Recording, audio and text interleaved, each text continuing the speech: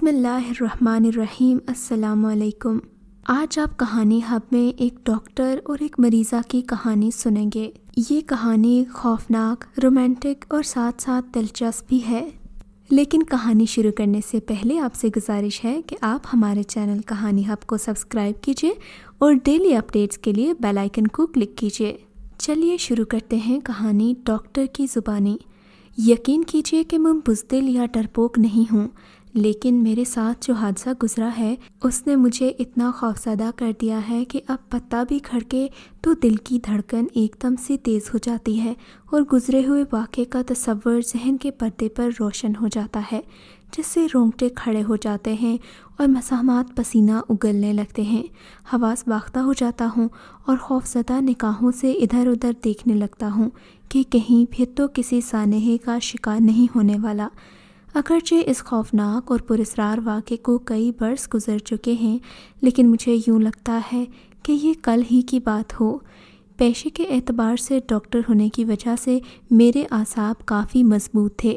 مردوں اور زندوں کے جسموں کی چیر پھاڑ MBBS کے دوران بھی کرتا رہا اور ڈسٹرکٹ ہسپتال میں تعیناتی کے بعد بھی کئی آپریشنز اور پوسٹ مارٹم کیے تھے۔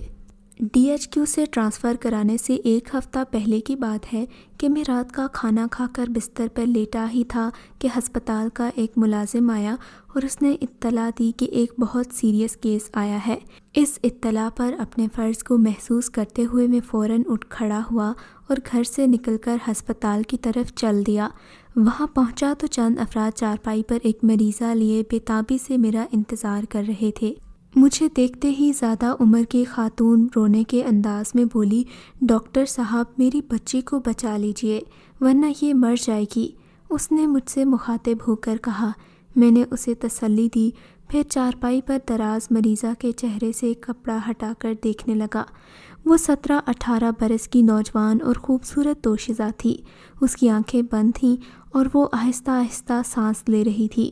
چہرہ بالکل نیلا پڑ رہا تھا، جیسے جسم میں خون کا ایک قطرہ بھی نہ ہو۔ میں نے اس کی کلائی پکڑ کر نبض چیک کی۔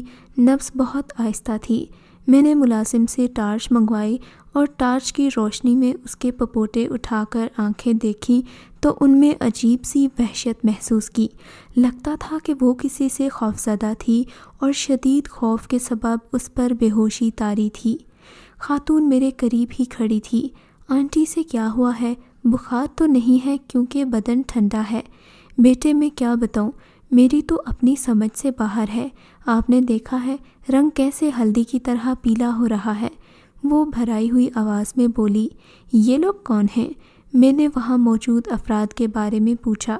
یہ لوگ میرے رشتہ دار ہیں۔ میرا شوہر اور بیٹا ان کو لائے تھے تاکہ میری بیٹی کو ہسپتال لے کر جا سکیں۔ میں نے اطمینان کا اظہار کرتے ہوئے کہا، اچھا اس لڑکی کی یہ حالت کب سے ہے؟ کیا یہ شادی شدہ ہے؟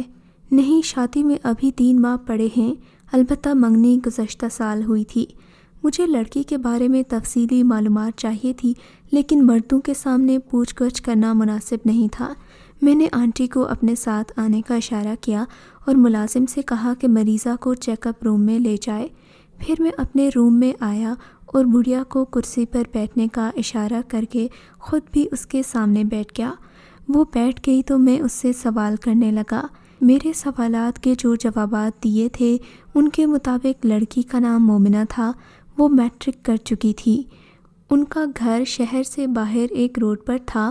2 دن پہلے وہ گھر میں آئی ہوئی مہمان اور کزن آصفہ کے ساتھ شام کی چہل قدمی کرنے کے لیے آبادی کے عقب میں واقع کھیتوں کی طرف گئی تھی۔ وہاں سے واپسی پر وہ بہت خوفزدہ تھی۔ آصفہ نے بتایا تھا کہ چہل قدمی کے دوران وہ ایک کھیت میں گئی تھی اور جب واپس آئی تو وہ بولی کہ جلدی گھر چلو، مجھے ڈر لگ رہا ہے۔ گھر آ کر وہ خاموشی سے سو گئی، لیکن صبح اس کی حالت ایسی تھی جیسے کہ برسوں کی بیمار ہو۔ بارہا چونکتی اور ادھر ادھر دیکھتی ہوئی سہم جاتی۔ گھر والوں نے اس سے پوچھنے کی کافی کوشش کی تھی مگر وہ خاموش رہی۔ بستی کے ایک بزرگ عالم کو بلا کر اس پر دم درود کروایا تھا، لیکن مومنہ کی طبیعت سنبھلنے کے بجائے اور ڈاؤن ہوتی جا رہی تھی۔ نہ کچھ کھاتی اور نہ ہی پیتی تھی۔ بستر پر پڑی خلا میں گھورتی رہتی۔ پھر گزشتہ روز سے اس پر غشی کے دورے پڑنے لگے تھے۔ آج وہ دوپہر کے بعد دورے میں مبتلا تھی۔ بزرگ عالم نے اس پر کئی بار دم کیا تھا لیکن وہ ہوش میں نہ آئی۔ جب اسے ہسپتال لایا گیا تھا تو وہ بے ہوش تھی۔ یہ سب سن کر میں نے اندازہ لگایا کہ کسی خوف کی وجہ سے اس کی یہ کیفیت تھی۔ اس پوزیشن میں ظاہر ہے ڈاکٹر کے علاج سے اسے کوئی فائدہ نہیں پہنچ سکتا تھا۔ بہرحال میں نے ان لوگوں کی تسلی کے لیے لڑکی کو ہوش میں لانے کی تدبیریں کیں۔ اس نے آنکھیں کھول دیں اور خود کو ہسپتال میں دیکھ کر ایک لمحے کے لیے اس کی خوبصورت ویران سی آنکھوں میں حیرت نمودار ہوئی۔ اس نے اپنی ماں کی طرف دیکھتے ہوئے کہا، امی کیا میں بیمار ہوں؟ آپ مجھے یہاں کیوں لائی ہیں؟ اس نے آہستہ سے پوچھا۔ نہیں تو، آنٹی نے اس کی پیشانی چومی۔ تم بیدار نہیں تھی اس لیے ہم پریشان ہو گئے کہ نہ جانے تم کیوں نہیں جاگ رہی۔ مومنہ، میں نے پہلی بار اسے مخاطب کیا، طبیعت کیسی ہے اب آپ کی؟ کوئی تکلیف یا درد تو نہیں ہو رہا؟ جواب میں اس خوبصورت چہرہ نے نفی میں سر ہلایا۔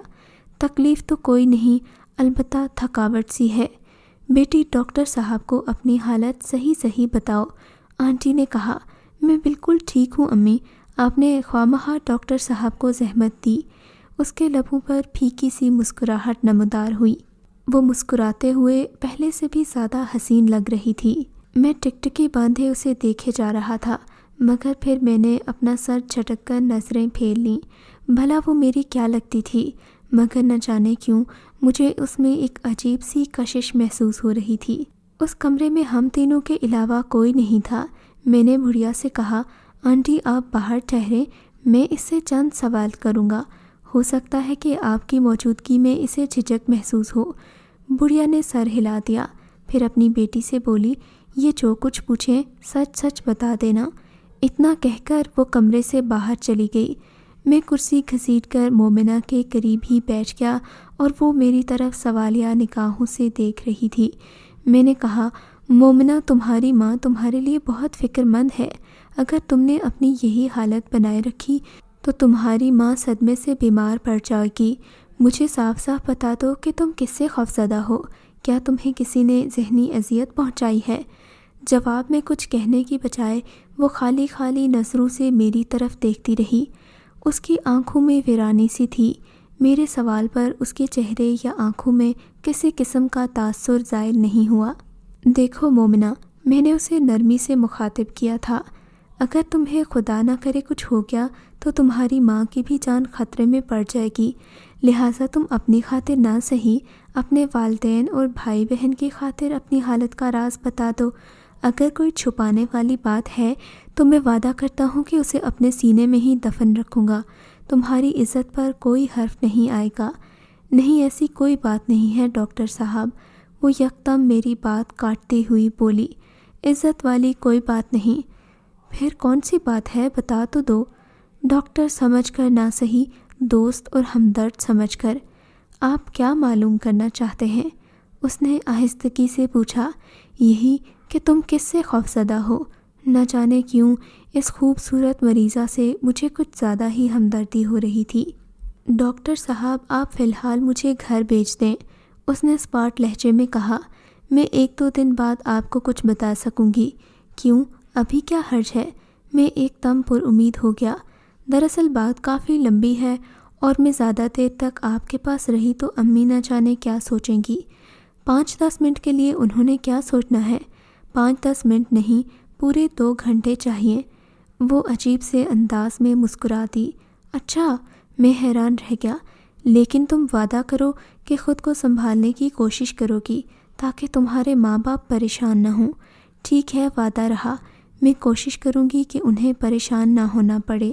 تب میں نے اس کی ماں کو اندر بلایا اور کہا کہ اب یہ ٹھیک ہے، اسے کھانا دیں اور دودھ پلائیں، چند دن بعد اس کی صحت نارمل ہو جائے گی۔ اس کی ماں خوش ہو گئی اور چند منٹ بعد مومنہ چلی گئی تھی۔ میں بھی گھر واپس آ گیا۔ اگلے روز سحر کے وقت اپنے مکان پر بیٹھا تھا کہ فون کی گھنٹی بجی۔ میں نے ریسیور اٹھایا تو دوسری طرف سے مومنہ کی آواز سن کر مجھے حیرت ہوئی۔ وہ کہہ رہی تھی، مومنہ بول رہی ہوں ڈاکٹر صاحب، میں تمہاری آواز سنتے ہی پہچان گیا تھا، طبیعت کیسی ہے اب؟ میں نے پوچھا۔ ٹھیک ہوں، تبھی تو فون کر رہی ہوں۔ وہ آہستگی سے ہنسی۔ کیا تمہارے گھر میں ٹیلی فون ہے یا پھر پی سی او سے کال کر رہی ہو؟ پی سی او سے، ہمارے گھر کے قریب ہی ہے۔ آپ شام کو فارغ ہوں تو یہاں آ جائیے گا۔ کیوں نہیں، میں تمہارے گھر آؤں گا۔ میں نے پوچھا۔ جی ہاں، 8 بجے کے بعد۔ وہ بولی، رات کا کھانا بھی یہیں کھائیے گا۔ اس نے کچھ زیادہ ہی مہربان ہوتے ہوئے کہا تھا۔ کھانے کی تو خیر کوئی بات نہیں، مگر کیا تمہارے والدین کو کوئی اعتراض ہوگا؟ مگر اس نے میری بات کا جواب دینے سے پہلے ہی کہا کہ شام سے پہلے امی کسی کو بھیجیں گی آپ کی طرف، آپ اسے 8 بجے کا وقت دے دیجیے گا۔ اس کے ساتھ ہی میں نے خدا حافظ کہہ کر فون بند کر دیا۔ میں نے بھی ریسیور رکھا اور سوچنے لگا کہ مومنہ کی ماں مجھے کس سلسلے میں بلائے گی۔ بھلے مومنہ مجھے بہت خوبصورت اور اچھی لگی تھی، اور شاید اس جیسا حسین چہرہ میں نے پہلی بار دیکھا تھا، لیکن یہ میرا فرض تھا کہ میں لوگوں کی تیمارداری کروں اور ان کو اپنی مسیحائی سے ٹھیک کروں۔ کچھ دل کی بھی مجبوری تھی اور کچھ اپنے شعبے کے بھی فرائض، مگر مومنہ کا فون آنے کے بعد میری سوچ اس کے بارے میں بدل گئی تھی۔ مجھے محسوس ہوا کہ وہ مجھ میں دلچسپی لے رہی ہے۔ یہ سوچ کر میں دل ہی دل میں خوش ہوا۔ میں کافی دیر تک یہی باتیں سوچتا رہا اور پھر 4 بجے سے میں گھر نکلا۔ ہسپتال میں چند مریض میرے انتظار میں تھے۔ میں اپنے کمرے میں بیٹھ کر انہیں نپٹانے لگا۔ تقریباً 5 بجے مومنہ کا چھوٹا بھائی نادر آ گیا۔ گزشتہ رات میں نے اس کے بڑے بھائی کو دیکھا تھا، جس کا اس کی ماں نے بتایا تھا۔ یہ 14-15 سال کا نوعمر لڑکا تھا۔ اس نے پہلے اپنا تعارف کروایا اور پھر کہنے لگا، باجی کی طبیعت خراب ہے، امی نے کہا ہے کہ آپ آ کر اسے دیکھ جائیں، جو بھی فیس ہوگی ہم دے دیں گے۔ میں نے مسکراتے ہوئے کہا، فیس کی کوئی بات نہیں، یہ تو میرا فرض ہے۔ تو پھر چلیے، میں بھائی جان کی بائک لایا ہوں۔ نادر نے کہا، بائک تو میرے پاس بھی ہے، لیکن 7 بجے سے پہلے میں ہسپتال نہیں چھوڑ سکتا۔ تم جاؤ، میں 8:30 یا پھر 8 بجے تک آ جاؤں گا۔ بہتر، تو پھر میں 8 بجے کے قریب ہی آ جاؤں گا آپ کو لینے کے لیے۔ نہیں، تمہیں آنے کی ضرورت نہیں، میں خود آ جاؤں گا۔ پھر میں نے اسے ایڈریس لیا اور شام کا انتظار کرنے لگا۔ 7:45 بجے میں اپنی موٹر سائیکل پر ان کے گھر کی طرف روانہ ہو گیا۔ 15 منٹ بعد میں مکان کے باہر تھا۔ دستک کے جواب میں مومنہ کا بھائی ہی باہر آیا اور وہ اپنے ساتھ مجھے اندر لے آیا۔ کافی بڑا مکان تھا اور اس میں متعدد کمرے تھے۔ میں نادر کے ساتھ مومنہ کے بیڈ روم میں پہنچا تو وہ بستر پر دراز تھی اور قریب ہی بیٹھی اس کی ماں اس کا سر دبا رہی تھی۔ میں نے سلام کیا۔ اس کی ماں نے میری آمد کا شکریہ ادا کیا اور میرے لیے کرسی منگوائی۔ میں بیٹھ کر مومنہ کی مزاج پرسی کرنے لگا۔ کل کی نسبت اس کی حالت بہتر تھی۔ اس کی ماں میرے لیے کھانا لائی اور میز پر سجا دیا۔ بیٹے، پہلے کھانا کھا لو، پھر بات کریں گے۔ میں نے انکار کرنا مناسب نہ سمجھا۔ جلد از جلد مومنہ سے اس کا قصہ سننے کے لیے بےتاب تھا، اس لیے جلدی جلدی کھانا کھانے لگا۔ کھانے کے دوران اس کی ماں کمرے میں ہی موجود رہی۔ میں کھانے سے فارغ ہوا تو وہ کھانے کے برتن سمیٹ کر باہر چلی گئی۔ موقع پا کر میں نے مومنہ سے کہا، مومنہ، مجھے واپس بھی جانا ہے، جو کچھ کہنا ہے جلدی سے کہہ ڈالو۔ یہاں نہیں، میں آپ کو اپنے ساتھ کھیتوں کی طرف لے کر جانا چاہتی ہوں، وہاں اطمینان سے بات کر سکوں گی۔ اس نے آہستگی سے جواب دیا۔ مجھے حیرت ہوئی، کیا آخر وہ کون سا راز ہے جسے وہ اپنے گھر والوں سے چھپانا چاہتی ہے؟ پھر گھر میں بات نہ کرنے کا مطلب تو یہی تھا کہ کہیں وہ لوگ سن نہ لیں۔ بہرحال میں نے زیادہ ضد نہیں کی۔ اس کی ماں دوبارہ آئی تو مومنہ نے اپنی ماں سے کہا، امی، ڈاکٹر صاحب وہ جگہ دیکھنا چاہتے ہیں جہاں میں آصفہ کے ساتھ گئی تھی۔ تو دکھا دو بیٹے، اس میں کیا حرج ہے، میں چلوں تمہارے ساتھ؟ نہیں، آپ زحمت نہ کریں، میں تیزی سے بولا، مجھ پر اعتماد کریں۔ ٹھیک ہے، آپ جائیے، بے اعتمادی والی کوئی بات نہیں۔ اس نے ہنس کر کہا، میں نے تو اس لیے کہا تھا کہ کہیں مومنہ چل نہ سکے، میں اسے سہارا دوں گی، کہیں گر ہی نہ جائے۔ فکر مت کرے، میں اسے گرنے نہیں دوں گا۔ پھر میں نے مومنہ سے پوچھا، کیا تم چل سکتی ہو؟ کیوں نہیں؟ وہ بستر سے اترتے ہوئے بولی۔ میں اس کے ہمراہ گھر سے نکلا اور گلی میں چلتا ہوا آبادی کے عقب کی طرف بڑھنے لگا۔ چند منٹ بعد ہم آبادی سے نکل آئے تھے۔ تب سامنے ہرے بھرے کھیت دکھائی دے رہے تھے۔ مومنہ میری آگے آگے چل رہی تھی اور اس کی رفتار سست تھی۔ شاید اس کی وجہ جسمانی کمزوری ہی تھی۔ وہ کھیتوں کے درمیان سے گزر کر دوسری طرف پہنچی تو دائیں جانب درختوں کا جھنڈ دکھائی دیا۔ مومنہ رخ بدل کر اس کی طرف بڑھنے لگی۔ کافی بڑے بڑے درخت تھے جن کے درمیان جھاڑی دار قد آدم پودوں کی وجہ سے دوسری طرف کا منظر نظر نہیں آ رہا تھا۔ ستاروں کی مدھم روشنی میں مومنہ اسی طرح اطمینان سے چل رہی تھی جیسے اس طرف پہلے بھی آتی جاتی ہو اور یہ راستہ اسے اچھی طرح یاد ہو۔ ہم دونوں ان درختوں سے گزر کر دوسری جانب پہنچے تو میں چونکے بغیر نہیں رہ سکا۔ اس طرف ایک قبرستان تھا جسے درختوں نے گھیرا ہوا تھا۔ اس میں بے شمار اونچی اونچی قبریں تھیں اور قبرستان پر ہو کا عالم طاری تھا۔ میں حیران تھا کہ مومنہ مجھے یہاں لے کر کیوں آئی ہے۔ میرے پوچھنے سے پہلے ہی وہ ایک بلند تعویذ والی قبر کے پاس رک گئی اور کہنے لگی، بیٹھیے ڈاکٹر صاحب۔ کیا یہاں آنا ضروری تھا؟ میں نے چند انچ کے فاصلے پر بیٹھتے ہوئے کہا۔ جی ہاں، وہ بولی۔ کیا آپ کو ڈر لگ رہا ہے؟ نہیں تو، میں ہنس پڑا۔ یوں ہی پوچھا تھا، اب شروع ہو جاؤ۔ وہ چند لمحوں تک خاموش رہی اور پھر آہستگی سے کہنے لگی، اس رات میں آصفا کے ساتھ چہل قدمی کرتی ہوئی یہاں آ نکلی تھی۔ میں کھیتوں کے باہر چھوڑ کر مکئی کی فصل میں داخل ہوئی تو اچانک ہی کسی چیز سے پاؤں ٹکرایا اور میں لڑکھڑا کر رہ گئی۔ مجھے عجیب سی تیز خوشبو محسوس ہو رہی تھی۔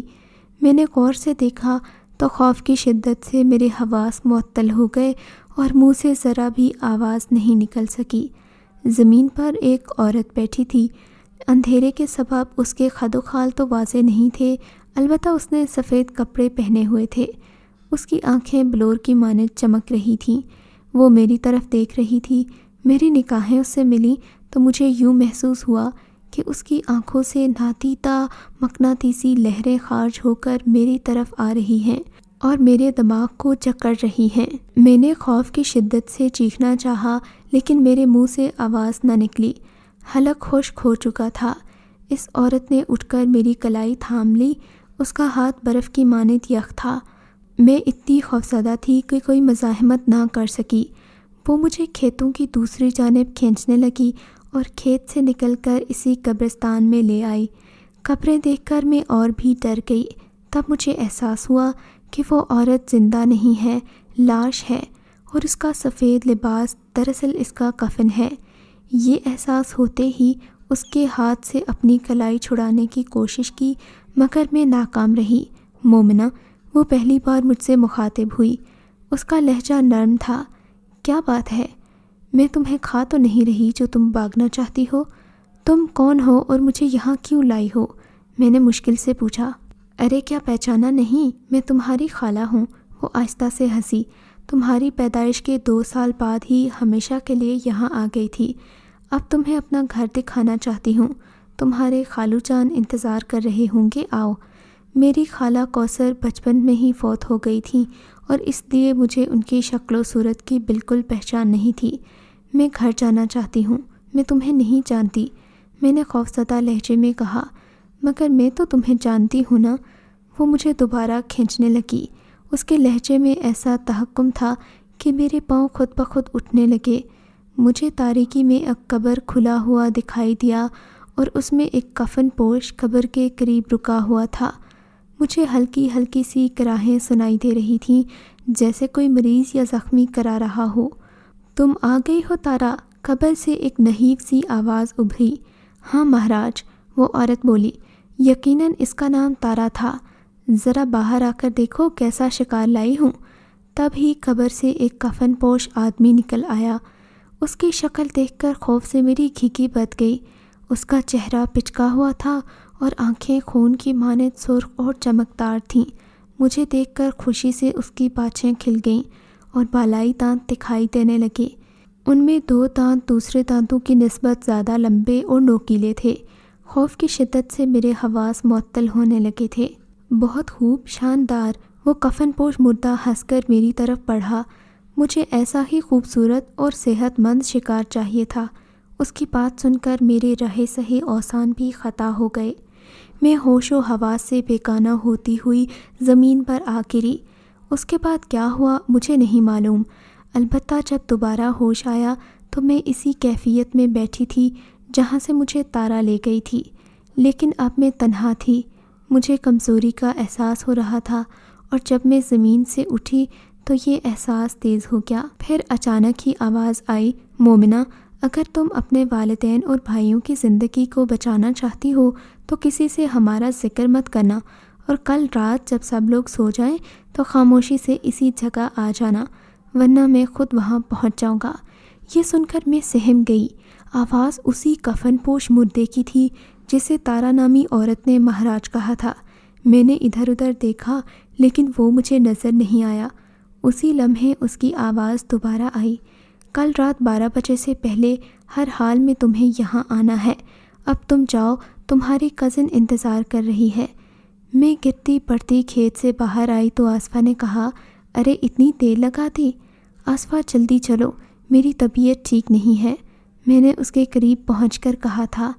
گھر آ کر میں خاموشی سے بستر پر لیٹ گئی، لیکن اس واقعے نے مجھ پر بہت دہشت طاری کر دی تھی۔ میں رات بھر سو نہیں سکی۔ کفن پوش مہاراج کی دھمکی کی وجہ سے میں نے زبان سی لی اور کسی کو اس بارے میں نہیں بتایا تھا۔ امی نے سمجھا کہ مجھے آسیب چمٹ گیا ہے، وہ جھاڑ پونچھ کرانے لے گئیں۔ دوسری رات میں مہاراج کی ہدایت کے مطابق آدھی رات کے وقت تنہا ہی چوری چھپے گھر سے نکل گئی اور کھیتوں میں پہنچ گئی۔ وہاں تارا پہلے سے موجود تھی۔ وہ مجھے لے کر قبرستان پہنچی اور قبر میں داخل ہونے کو کہا۔ میں نے انکار کیا تو اس نے مجھے گھورا اور اس کی آنکھوں سے نکلنے والی لہروں نے میرے ذہن کو جکڑ کر ہر طرح کے احساس سے بیگانہ کر دیا۔ میں نہیں جانتی تھی کہ میں قبر میں کیسے داخل ہوئی، البتہ جب حواس بحال ہوئے تو میں نے خود کو ایک چکور اور پختہ کمرے میں فرش پر دراز پایا۔ کمرے کے در و دیوار کسی قدیم عمارت سے تعبیر کر رہے تھے۔ بائیں جانب کی دیوار میں ایک کتابچہ تھا جس میں موم بتی جل رہی تھی اور اس کی کمزور پیلی روشنی کمرے میں پھیلی ہوئی تھی۔ کمرے کا دروازہ بند تھا اور میں فرش سے اٹھنا ہی چاہتی تھی کہ اچانک مجھے سرہانے سے مہاراج کا چہرہ دکھائی دیا۔ وہ مجھ پر جھک آیا تھا۔ میں اسے دیکھ کر خوف سے چیخنے لگی، مگر اس نے ہاتھوں سے میرے کندھوں پر گرفت قائم کر لی اور اس کا منہ کسی خون آلود درندے کی طرح کھل گیا تھا۔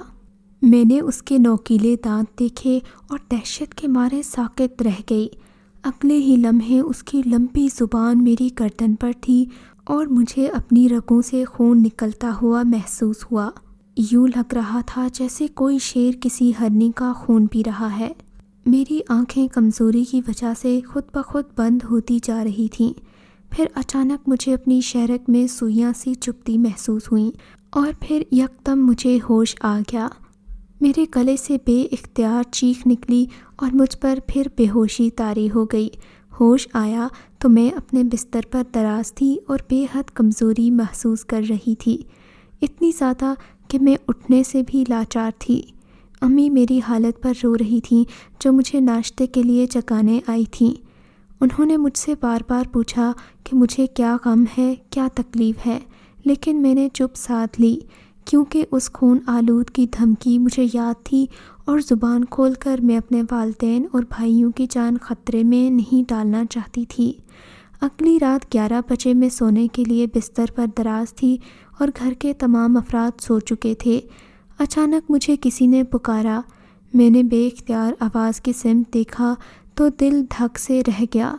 روشن دان کے شیشے نہیں تھے اور کمرے میں ٹیوب لائٹ کی روشنی پھیلی ہوئی تھی اور روشن دان میں اس خون آلودہ شام کا مکروہ چہرہ نظر آ رہا تھا۔ اس کی نگاہیں میرے چہرے پر مرکوز تھیں اور منہ بھیانک انداز میں کھلا ہوا تھا جس میں اس کے لمبے نوکیلے دانت جھانک رہے تھے۔ اس سے نگاہیں ملتے ہی میرے اعصاب جواب دینے لگے اور ذہن نادیدہ لہروں میں جکڑتا چلا گیا۔ چند لمحوں بعد روشن دان میں سے اس کا چہرہ غائب ہو گیا اور اس کے ساتھ ہی میرے جسم میں کمزوری کی لہر دوڑ گئی۔ میں بستر سے اتر کر دروازے کی طرف بڑھ گئی۔ کوئی غیبی طاقت مجھے اپنی طرف کھینچ رہی تھی۔ میں گویا نیند میں چل رہی تھی۔ آخر تھوڑی دیر بعد میں نے خود کو بستر پر پایا۔ وہ کفن پوش زندہ لاش کے مانند اپنی قبر کے چبوترے پر بیٹھا میری طرف دیکھ رہا تھا۔ میں کسی معمول کی طرح چلتی ہوئی اس کے قریب پہنچی تو اس نے مجھے اپنی آغوش میں لے لیا اور بےتابی سے میری شہرک پر اپنی کھتری زبان پھیرنے لگا۔ گزشتہ رات بھی اسی طرح مجھ پر کیفیت طاری ہوئی اور میں دنیا مافیا سے بے نیاز ہو گئی۔ ہوش آیا تو اسی کمرے میں تھی جہاں اس نے گزشتہ رات میرے خون سے اپنی پیاس بجھائی تھی، لیکن میں وہاں تنہا نہ رہی۔ مہاراج اور تارا دونوں میری دائیں جانب بیٹھے تھے۔ انہیں دیکھ کر میں خوف سے کانپ اٹھی۔ اسی لمحے مہاراج نے میری آنکھوں میں جھانکا اور میرے ذہن کو گرفت میں لے لیا۔ مومنہ، آج سے تم میری دائمی غلام ہو، اس نے پاردار آواز میں کہا۔ تمہاری غذا تازہ اور گرم لہو ہے۔ جب تک تمہیں یہ غذا نہیں ملے گی تم کمزور اور بیمار ہو جاؤ گی، چنانچہ تم اپنی غذا حاصل کرنے کے لیے کسی صحت مند جسم والے افراد کو یہاں گھیر کر لاؤ گی اور ہم تینوں باری باری اس کے خون سے اپنی بھوک مٹائیں گے۔ تمہارا کام صرف اتنا ہوگا کہ کسی طرح تم شکار کو یہاں تک لے آؤ گی۔ تمہارا پہلا شکار وہ ڈاکٹر ہے جس کے پاس لے جانے کا فیصلہ تمہاری ماں کر چکی ہے۔ کل شام تک تمہاری حالت نہ سنبھلی تو وہ تمہیں ہسپتال لے جائے گی۔ پھر اس نے تارا سے کہا، تارا اسے باہر لے جاؤ اور اسے گھر واپس پہنچا دو۔ بہت بہتر مہاراج، تارا نے مؤدبانہ لہجے میں کہا۔ پھر اس نے میرا ہاتھ پکڑا اور کمرے سے باہر نکل آئی۔ سخت تاریکی تھی، میں اس کے ساتھ نحیف قدموں میں چلتی رہی۔ چند منٹ بعد اس نے میرا ہاتھ چھوڑا اور تب وہی روشنی پھیل گئی۔ میں نے دیکھا تو میں اپنے کمرے میں کھڑی تھی اور تارا کا کہیں نام و نشان نہیں تھا۔ مومنہ کی بات سنتے ہی مجھ پر خوف طاری ہو چکا تھا۔ اس کا آخری جملہ سنتے ہی میں اچھل کر کھڑا ہو گیا۔ میں سمجھ گیا تھا کہ اپنے خوم آشام آقا کی ہدایت کے مطابق وہ مجھے یہاں لائی تھی۔ کیا ہوا ڈاکٹر صاحب؟ وہ حیرت سے بولی۔ میں نے اس کی طرف دیکھا، وہ بھی میری طرف دیکھ رہی تھی اور نیم تاریکی میں اس کی آنکھیں بلور کی مانند چمک رہی تھیں۔ تو تم یہاں میرا خون پینے کے لیے لائی ہو؟ میں نے خوفزدہ لہجے میں کہا۔ میں مجبور تھی، وہ سر جھکا کر بھرائی ہوئی آواز میں بولی۔ مہاراج نے دھمکی دی تھی کہ اگر میں نے ان کے حکم کی تعمیل نہ کی تو میری ماں اور چھوٹے بھائی کو اپنا شکار بنائیں گے۔ ان کی زندگی بچانے کے لیے ہی میں گزشتہ رات یہاں نکل آئی تھی اور آپ کو گھر آنے کی دعوت بھی دی تھی، اور آپ چونکہ میری کیفیت کو وجوہات جاننے میں دلچسپی رکھتے تھے تو مجھے یقین تھا کہ آپ آنے سے منع نہیں کریں گے۔ میں کچھ کہنے ہی والا تھا کہ اچانک بائیں جانب سے ایک باردار آواز ابھری، مومنہ، ڈاکٹر صاحب کو یہاں لے آؤ۔ میں نے تیزی سے پلٹ کر اس طرف دیکھا تو ایک قبر کا تعویذ کھلا ہوا تھا اور اس میں سے کفن پوش لاش سینے تک باہر نکلی ہوئی تھی۔ نیم تاریکی کے سبب اس کے خد و خال واضح نہیں تھے، البتہ اس کی آنکھیں بھی مومنہ کی طرح چمک رہی تھیں۔ اس کی مردانہ آواز سے میں نے اندازہ لگا لیا کہ یہ وہی درندہ ہے جس نے مومنہ کا خون پی کر اسے بھی آدم خور بنا دیا تھا۔ اسے دیکھتے ہی خوف کی شدت سے میرے رونگٹے کھڑے ہو گئے۔ مہاراج، یہ دہشت زدہ ہے، مومنہ نے جواب دیا۔ تب وہ مردہ قبر سے باہر آ گیا اور میری طرف بڑھنے لگا۔ یہ دیکھ کر میں اور بھی دہشت زدہ ہو گیا اور تیزی سے ایک طرف بھاگا، لیکن اندھیرے میں ایک چھوٹی سی قبر سے ٹکرا کر لڑکھڑایا اور منہ کے بل زمین پر آ گرا۔ میرے حلق سے بے اختیار چیخ نکلی۔ میں تیزی سے اٹھا تو ایک دم اپنی جگہ منجمد ہو کر رہ گیا۔ وہ کفن پوش خون آلود درندہ میرے سامنے کھڑا اپنی چمکدار آنکھوں سے مجھے گھور رہا تھا۔ ڈاکٹر، وہ خوفزدہ لہجے میں بولا، کیا تمہیں مومنہ نے نہیں بتایا کہ میں کون ہوں؟ تم لاش ہو، مردہ اور ویمپائر ہو، میں نے خوف سے کہا۔ تم میرا خون پینا چاہتے ہو؟ دیکھو دوست، اس کا لہجہ نرم پڑ گیا، تم ڈاکٹر ہو اور ڈاکٹر مسیحا ہوتا ہے، مردوں کو زندہ کرتا ہے۔ کیا تم ہمیں اپنا خون دے کر ہم میں جان نہیں ڈال سکتے؟ بولو، یہ تو تمہارا مقدس فریضہ ہے۔ اس کی بات سن کر میں ایک لفظ بھی نہ بول سکا۔ وہ چند لمحوں کی خاموشی کے بعد بولا، آؤ نیچے کمرے میں چلتے ہیں۔ اس کی پیشکش پر میں سمجھ گیا کہ وہ مجھے اپنی قبر میں لے جا کر میرا خون پینا چاہتا ہے۔ میں بامشکل بولا نہیں، مگر اسی لمحے اس نے جھپٹ کر میرا ایک ہاتھ اپنے سخت اور یکبستہ ہاتھ میں جکڑ لیا۔ میں نے دہشت زدہ ہو کر ایک جھٹکے سے اپنا ہاتھ چھڑایا اور اس کی مخالف سمت میں دوڑا دیا۔ مومنہ وہاں نظر نہیں آ رہی تھی۔ بہرحال اس پر غور کرنے کا وقت نہیں تھا کہ وہ کہاں گئی۔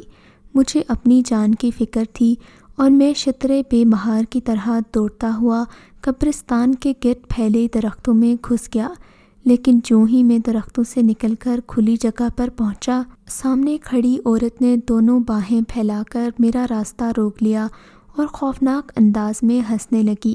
میں ستاروں کی مدھم روشنی میں اس کا چہرہ دیکھ کر سمجھ گیا کہ وہ تارا ہے۔ میں نے اچانک اس کے سینے پر ہنٹر مارا اور اس کے منہ سے چیخ نکل گئی۔ وہ لڑکھڑاتی ہوئی زمین پر گری اور میں اس کے جسم کو پھلانگتا ہوا آبادی کی طرف بڑھنے لگا۔ عقب سے مجھے اس کی تیز گراہیں سنائی دیں، لیکن میں نے پلٹ کر دیکھنے کی بجائے اپنی رفتار اور بڑھا لی۔ میں دوڑتا ہوا آبادی میں داخل ہوا اور بغیر رکے مومنہ کے گھر پہنچ کر دروازے پر دستک دی۔ دروازہ بند تھا۔ میں اضطرابی طور پر دروازہ پیٹنے لگا۔ ان لوگوں نے شاید میری موٹر سائیکل اٹھا کر اندر رکھ دی تھی۔ اگر باہر موجود ہوتی تو شاید میں یہاں رکنے کی بجائے اس پر بیٹھ کر سیدھا اپنے گھر چلا جاتا۔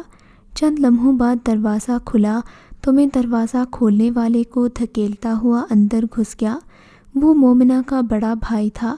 وہ لڑکھڑایا اور سنبھل کر میری طرف متحیر نظروں سے دیکھنے لگا، لیکن اس وقت مجھے اتنا ہوش نہ تھا کہ میں اس سے معذرت کرتا۔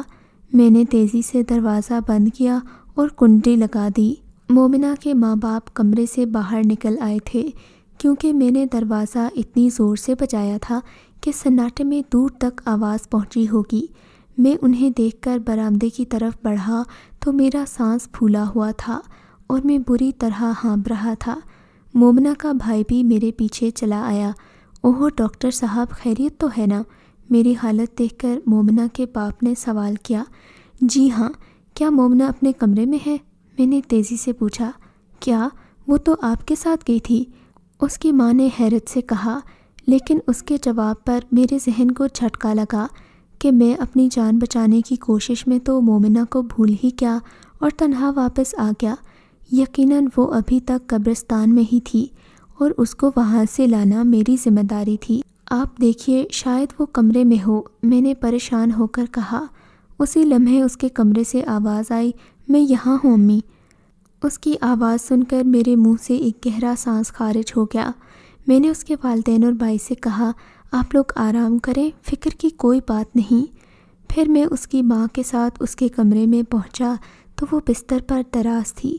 اس کا چہرہ نارمل اور کسی قسم کے تاثرات سے عاری تھا، البتہ آنکھوں سے ویرانی جھانک رہی تھی۔ مجھے دیکھ کر اس نے آنکھیں بند کر لیں۔ میں نے پوچھا، مومنہ تم واپس کب آئیں؟ میں تمہیں وہاں تلاش کر رہا تھا۔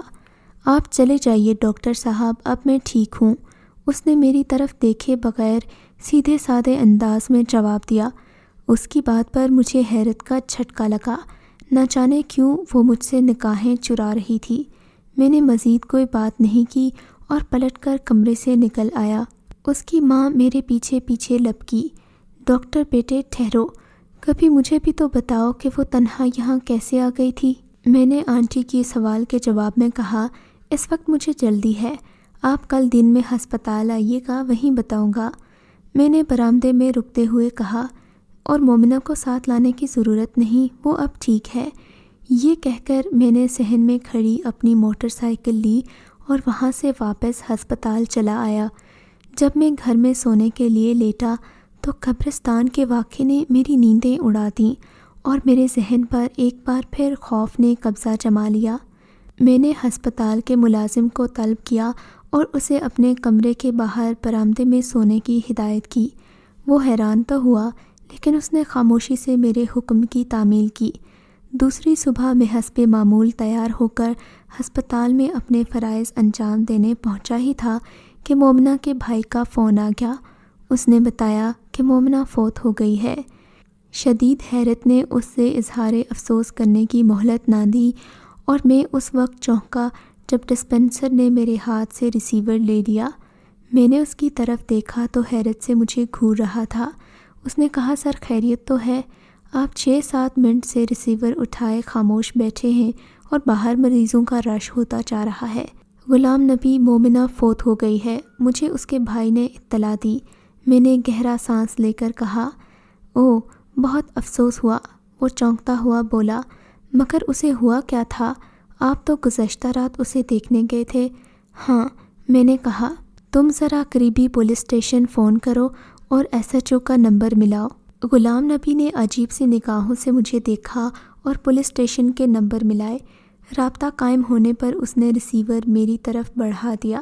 لیجئے، انسپکٹر صاحب خود بات کر رہے ہیں۔ میں نے انسپکٹر سے اپنا تعارف کروانے کے بعد مومنہ کے بارے میں پوری تفصیل اور گزشتہ رات پیش آنے والے واقعات بیان کیے۔ کیا آپ چاہتے ہیں ڈاکٹر صاحب کہ قتل کا مقدمہ درج کیا جائے؟ نہیں انسپکٹر صاحب، میرا یہ مطلب نہیں ہے، لیکن اس واقعے کی تفتیش ضرور کرنی چاہیے تاکہ یہ سلسلہ جاری نہ رہ سکے۔ بہتر، آپ تیار رہیے، دوپہر کو ہم اس قبرستان جائیں گے، انسپکٹر نے کہا۔ میں نے اس کا شکریہ ادا کیا اور ریسیور کو رکھ کر مریضوں کو اٹینڈ کرنے لگا۔ سپہر 2 بجے انسپکٹر صاحب سادہ لباس میں وہاں آ گئے اور میں ان کے ہمراہ پولیس موبائل میں قبرستان کی طرف چل دیا۔ قبرستان پہنچ کر میں اس قبر کو تلاش کرنے لگا جس سے میں نے کفن پوش مردے کو نکلتے دیکھا تھا۔ آخر میں کامیاب ہو گیا۔ انسپکٹر نے سپاہی بھیج کر مقامی گورکن کو طلب کیا اور اس سے صاحب قبر کے بارے میں پوچھ گچھ کرنے لگا۔ اس نے بتایا کہ اس قبر میں ایک ہندو لال چندر کو دفنایا گیا تھا جو گزشتہ 15 برس قبل انڈیا سے یہاں آیا تھا اور اپنی جنم بھومی دیکھنا چاہتا تھا۔ وہ قیام پاکستان سے پہلے اس گاؤں کا زمیندار تھا اور تقسیم کے وقت بھارت چلا گیا۔ یہاں آتے ہی وہ بیمار پڑ گیا اور اس کے مرنے کے بعد اس کی لاش اس کی آخری وصیت کے مطابق محض اس لیے یہاں دفنائی گئی کہ یہاں کوئی ہندو گھرانہ نہیں تھا جو اس کی ارتھیاں جلانے کا انتظام کرتا۔ یہ سن کر میں چکرا گیا۔ انسپکٹر مجھ سے کہنے لگا، ڈاکٹر صاحب آپ نے سن لیا، اگر وہ ویمپائر یا پھر کوئی انسان ہوتا تو 15 سال بعد وہ کیوں لوگوں کا خون پینا شروع کرتا؟ بہتر ہے کہ آپ اس چکر میں نہ پڑیں اور اس معاملے کو چھوڑ دیں۔ البتہ آئندہ کوئی ایسا واقعہ رونما ہوا تو پھر ہم اس کی ہڈیاں نکال کر جلا دیں گے۔ ویسے اب تک اس کی ہڈیاں بھی مٹی بن چکی ہوں گی۔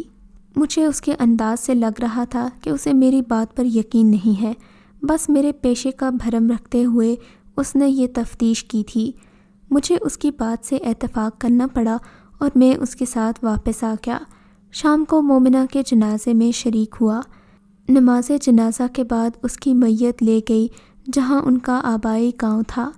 اس کے بعد مومنہ کے گھر والوں سے کبھی میرا رابطہ ہوا اور نہ ہی میں نے کوشش کی۔ اس واقعے کے 1 ماہ بعد میرا ٹرانسفر دوسری جگہ ہو گیا تھا، لیکن مومنہ کا واقعہ آج بھی میرے ذہن میں تازہ ہے۔ جب بھی ان خوفناک لمحوں کا تصور کرتا ہوں تو میرے رونگٹے کھڑے ہو جاتے ہیں۔ اکثر سوچتا ہوں کہ حسین لوگ اتنی جلدی کیوں چلے جاتے ہیں۔ میں نے اکثر خوبصورت لوگوں کو بدنصیب ہی پایا ہے۔ آپ کا اس بارے میں کیا خیال ہے کہ مومنہ کے ساتھ یہ واقعہ کیوں پیش آیا؟ ہمیں کامنٹ سیکشن میں ضرور بتائیے گا۔ اور اگر آپ کو یہ کہانی اچھی لگی ہے تو اس ویڈیو کو لائک کیجیے اور اس طرح کی مزید کہانیاں سننے کے لیے ہمارے چینل کہانی ہب کو سبسکرائب کیجیے۔